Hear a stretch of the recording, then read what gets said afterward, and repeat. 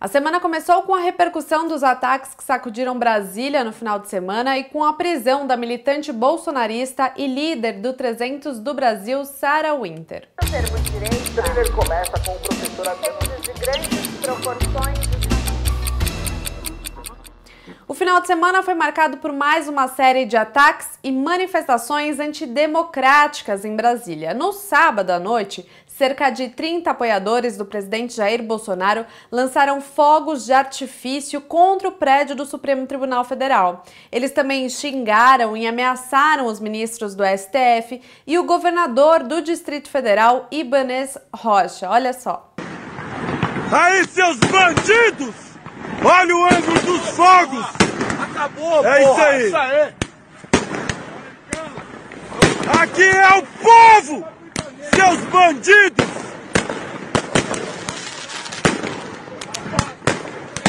Desafio o povo! Bandidos! STF dos infernos! Desafia! É o povo! Seu cabeça de ovo!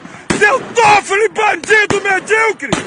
Ô vampira Carmen Lúcia! Ô Raso Weber, sua medíocre! Lewandowski! Seu bosta!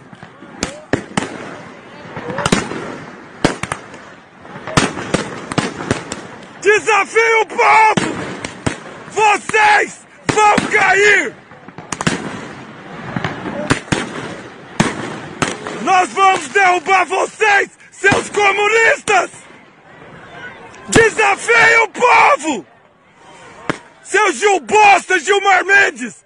Bandido! Fala aí, ó.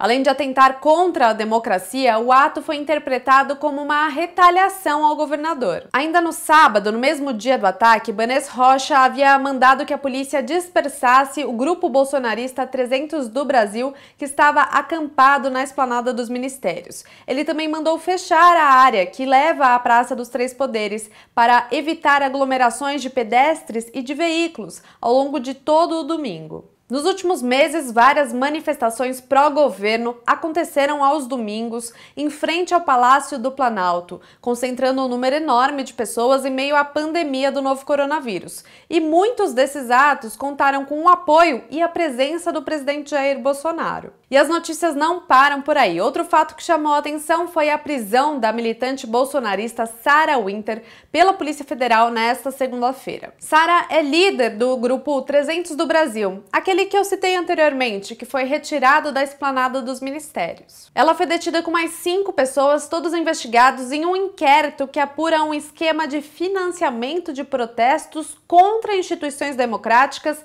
e o próprio Estado Democrático de Direito. A prisão foi autorizada pelo ministro do STF, Alexandre de Moraes. Falando sobre o ministro em sua conta no Twitter, ele repudiou veementemente os ataques do final de semana. Alexandre de Moraes escreveu: "O STF jamais se curvará ante agressões covardes de verdadeiras organizações criminosas financiadas por grupos antidemocráticos que desrespeitam a Constituição Federal, a democracia e o Estado de Direito. A lei será rigorosamente aplicada e a justiça prevalecerá." Em nota, o presidente do STF, o ministro Dias Toffoli, classificou o episódio como um atentado contra as instituições democraticamente constituídas e completou dizendo: "Financiadas ilegalmente, essas atitudes têm sido reiteradas e estimuladas por uma minoria da população e por integrantes do próprio Estado. Apesar da tentativa de diálogo que o Supremo Tribunal Federal tenta estabelecer com todos, poderes, instituições e sociedade civil em prol do progresso da nação brasileira.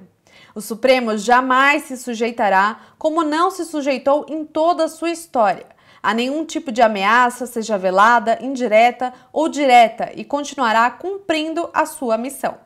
E não é a primeira vez que o nome de Sarah Winter aparece na mídia atrelado a manifestações de violência. No dia 30 de maio, ela liderou um ato à noite com pessoas vestidas de preto, com máscaras e carregando tochas de fogo nas mãos. Eles gritavam palavras de ordem contra o ministro Alexandre de Moraes e o STF. O ato gerou uma série de reações negativas pelas semelhanças com os encontros promovidos pelo grupo de supremacistas americanos Ku Klux Klan.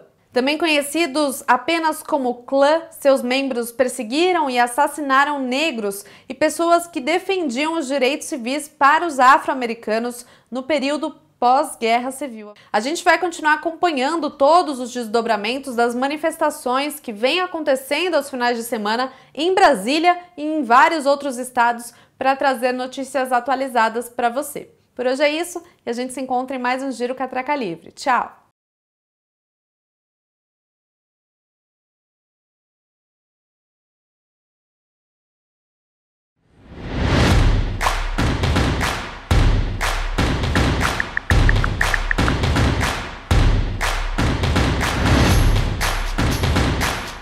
Isso é poder.